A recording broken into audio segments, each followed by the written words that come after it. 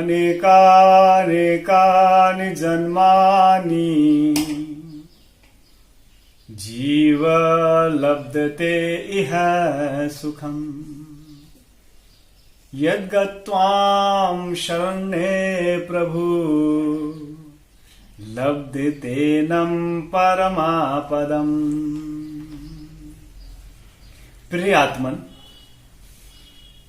अधिक मास के, पुरुषोत्तम मास के, मल मास के इन पावन दिनों में हमें पुरुषोत्तम मास की महिमा को जान लेना है। आज पुरुषोत्तम मास चल रहा है और प्रत्येक 3 वर्षों के बाद ये अधिक मास, ये मल मास हमारी संस्कृति में हमारे आध्यात्मिक ऊर्ध्वगमन के लिए बनाया गया है। पौराणिक कथाओं में यदि हम देखें, भागवत पुराण में, विष्णु पुराण में भगवान नरसिंह का प्रागट्य इस मास में हुआ था, क्योंकि हिरण्यकश्यप जो असुर है, आत्ताई है, अधर्मी है, पापी है, निकृष्ट है, पतित है, उसको मोक्ष देने के लिए भगवान नरसिंह बनकर के इस धराधाम पे अवतरित हुए थे। पौराणिक आधार पे तो ये कथा आपने सुनी होगी।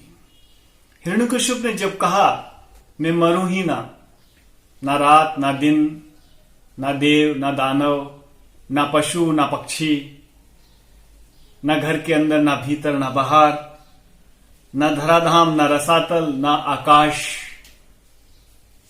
और ब्रह्मा जी द्वारा बनाए हुए 12 महीनों में मरूं ही ना। अब जब इस तरह का अपेक्षाकृत वरदान मांग लिया तो परमपिता परमात्मा को, ईश्वर को उसी आधार पर उसको समापन करने के लिए नरसिंह का स्वरूप बनाया, जो ना नर है, ना पशु है, ना ब्रह्मा ने बनाया है।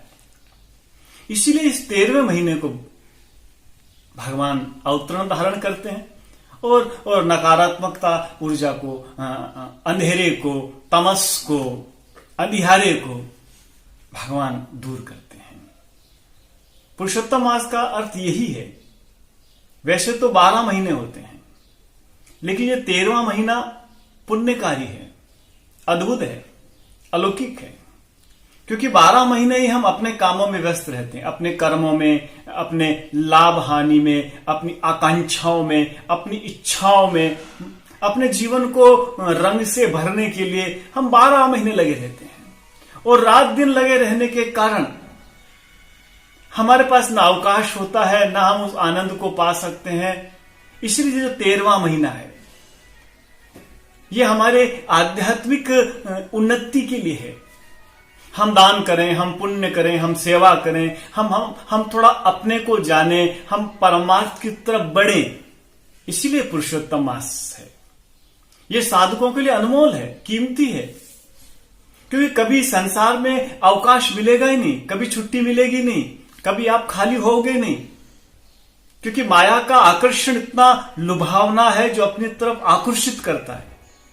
इसलिए जो अधिक मास है हमें प्रेरणा देता है कि हम अंतर्मुखी साधना करें, हम उस दिव्य धारा की तरफ चलें, हम उस आनंद कोश की तरफ चलें। इसीलिए ये मलमास बनाया है। और मलमास का भी यही अर्थ होता है कि जो हमारे मल हैं, जो गरल हैं, जो विष हैं, जो हमारे दुर्गुण हैं, जो हमारे भीतर हमें भटकाने के जो अवसाद बिंदु हैं, वो हम दूर कर सकें। और दान का अर्थ ये नहीं है कि हम धन देवें। आप यदि संपन्न है तो आप धन का दान करें, अन्न का दान करें। आप संपन्न है तो किसी के लिए आप सहर्ष दान करें। लेकिन जो कीमती दान है वो अपने अहंकार का हम दान करें, अपनी वासनाओं का दान करें, अपनी क्रोधाग्नि का हम दान करें। पुरुषोत्तम मास साधु मास है। जिस तरह जैन धर्म में दुग्गड़म मिच्छामि कहकर के हम उस महीने सबसे क्षमा मांगते हैं, ऐसे ये पुरुषोत्तम मास अपने भीतर अवलोकन करने का बनाया है। हमारे भीतर छुपे हुए अवसाद को बाहर करने का ये अवसर है।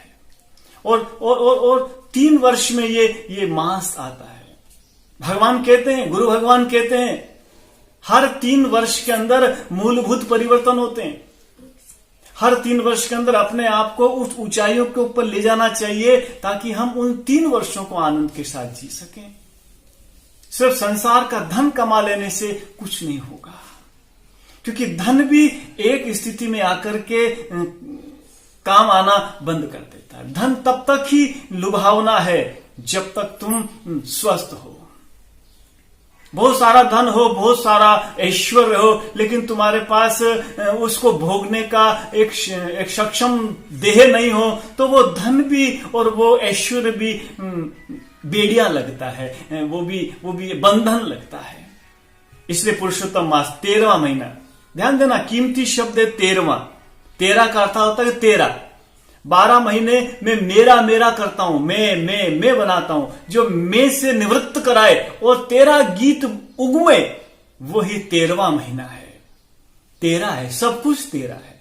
इस 1 महीने हम सब कुछ परमात्मा का, सब कुछ 13 है। यदि इस भाव से अपनी साधना करेंगे तो हम इस पुरुषोत्तम मास के पावन महीने में अपनी भीतर छुपे हुए आनंद रूपी धन को, ऐश्वर्य रूपी धन को प्रकट कर सकेंगे।